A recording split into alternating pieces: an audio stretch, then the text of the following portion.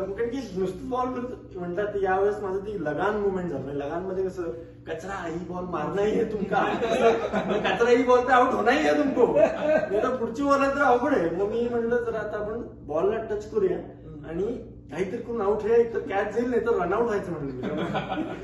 Ball आला, ball असं त्याने टाकला, मी मारला, बसला तो बॉल आणि बॉलरच्या मागे गेला. मी त्याला कॉल द्यायला लागलो, माझा दुसरा बॅट्समन जेन्युअन अरे नो नो आउट होशील वगैरे करून नो, मी म्हटलं तू ये, पळायला थांबलोच नाही, तुला बोललो. मग तो यायला लागला इकडं आणि मग म्हटलं मी असं ऍक्टिंग केली की मी जरा जोरात पळतोय वगैरे, पण मग म्हटलं की आता इझी आहे, आउट होईल.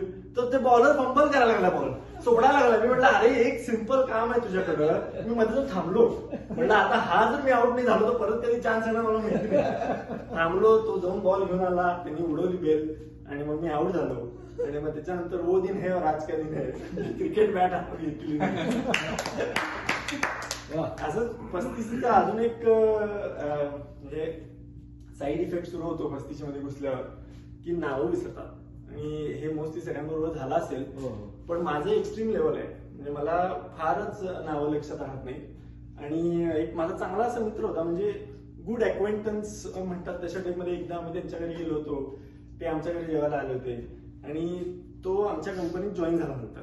मग एकदा ऑफिसमध्ये असंच भेटला, मग त्याच्यावर असं म्हणजे एकदम जिव्हाळ्याच्या गप्पा, अशा अर्धा तास ऑफिस पॉलिटिक्स, तो गुजराती होता, मोदीची पॉलिटिक्स सगळं बोलून वगैरे झालं.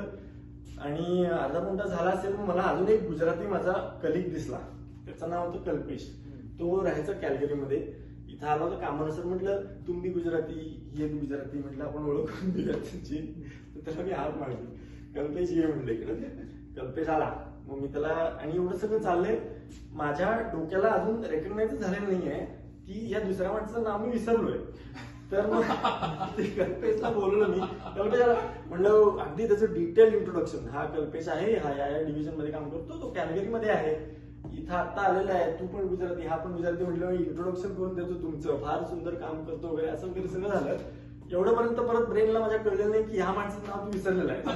मग असं मी त्याचं इंट्रोडक्शन करून असं पूर्ण वळलो, तरी सुद्धा ब्रेनला कळलं नाही. मग असं वळल्यानंतर और ये है, तेव्हा ब्रेन कोण आहे चायला, ऐन वेळी मला त्याचं नाव लक्षात नाही ना. परत एकदा ढुंगणाला घाम आला, तरी माझ्या ब्रेननी एक त्यात युक्ती केली आणि I am very proud of it, की असं और ये है, मी म्हटलं आप खुद ही करतो इंट्रोडक्शन.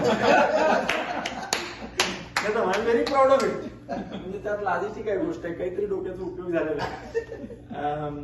पण त्यानंतर त्याचं नाव मला आता, त्यानं तेव्हा स्वतःचं इंट्रोडक्शन छान दिलं. त्याचं नाव होतं चैतन्य. वो दिन है और आज का दिन है, नाव विसरलेलं. Thank you everybody, that's my self.